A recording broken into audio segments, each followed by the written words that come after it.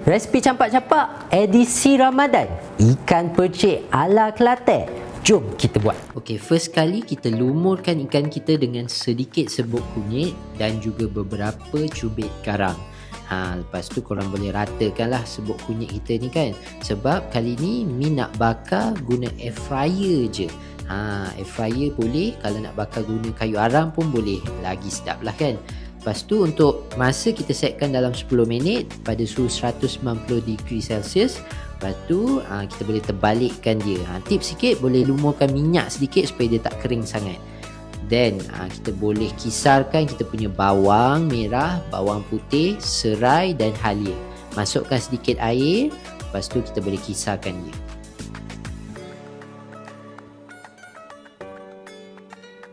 And then kita masukkan dalam kuali santan. Lepas tu bahan kisar kita tadi. And then kita boleh kacaukan dia dengan api yang perlahan. Lepas tu masukkan cili kisar. Masukkan pula serai yang dah dititik. And then asam keping. Lepas tu kita masukkan sedikit garam dan gula secukup rasa. Lepas tu kacaukan dia. Make sure kacau selalu dengan api yang perlahan supaya santan kita tak pecah minyak. Lepas tu apabila kuah hampir pekat, kita boleh masukkan tepung beras yang dah dibancur dengan air. Ni nak bagi dia lebih pekat sikit lah kuah kita kan.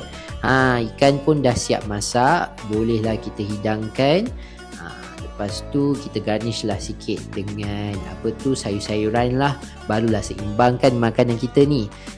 Then kuah yang dah siap tadi boleh tuangkan atas ikan bakar kita. Nampak sedap kan?